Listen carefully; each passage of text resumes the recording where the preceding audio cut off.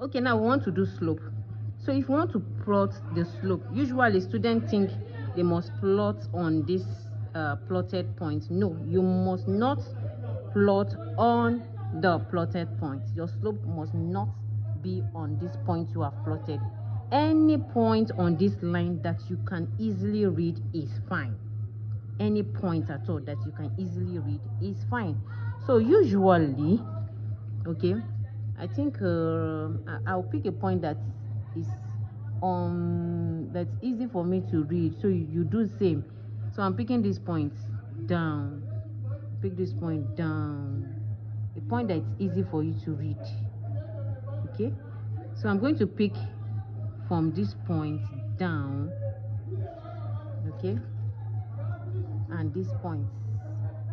Like I said, it must not be necessarily on a particular pointed.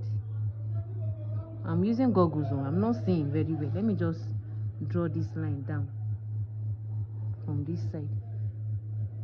You see why transparent ruler is very important? I can see, but this one I'm just stressing myself. I just hope I'm correct. So this is it. So for you to easily plot, you can decide to trace it down so that you can easily read it, so that you just use dotted line, take it down for easy reading. No, there's no mark for this, so it's just to make your readings easy for you to read, for you and for the examiner too, for you and the examiner. So you can just extend it so that you can easily read it. So we have this, right?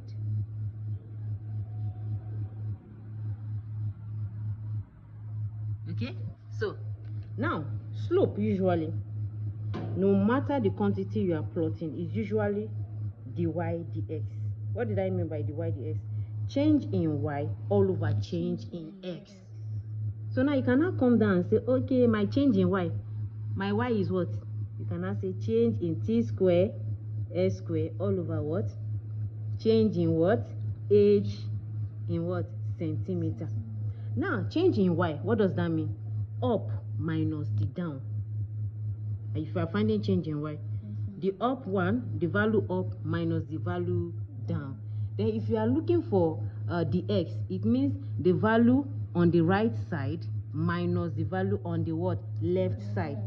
Is that taken? Yes, ma'am. Is that taken? Yes, ma'am. Okay, so we have this is equal to, all right, up is what? We have what? Is 9, no, but my ruler, because I wasn't seeing what I was plotting, we have up minus down. We have 9 minus what?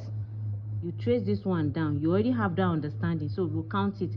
4.1, 4.2, 4.3, 4.4, 4.5, and 4.6. So I have 4.6 all over. Right minus what? Left. What is on our right? This is 140, right? Let me count. You know that half of it is going to be 5 lines that will give us what? 150. But let's see, 1, 2, 3, 4, 5. It's 5. I told you I had to pick something that is easy for me to read. I won't be stressing myself.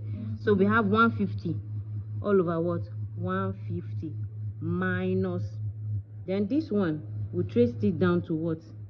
40 on the dot. We have what? Minus what? 40. Okay, so 9 minus 4.6. 9 minus 4.6 is what? 4.4. Okay, then 150 minus 40, 110. So we have all over what? 110. So 4.4 divided by 110 is what? 0.04. 0.04. So now the unit is going to be what? S square all over what? Centimeter. That is what the unit. Are you here? Yes, ma'am. Do you understand? Yes. So now this is the slope. What if they ask you for intercept? Intercept is simply where the line cuts on either the vertical, either the what? Vertical, or on the horizontal. But look at this graph now. Our graph cuts on the what? On the what? Vertical. So you will read it now that you have the understanding. So you can now say usually they denote graph is usually denoted with what? C. Okay? It's denoted with what? C. So we will now come and read it. We'll come and read it. Since you know that this is 10, right? So 10.1, 10.2, 10.3, 10.4, 10. This is 10.5. Okay, let's stop there. 10.5. You can see this is 10.6. So we have C is equal to what? 10.6. And what is the unit on the vertical? It is what? Second square. So usually the unit, it does not matter.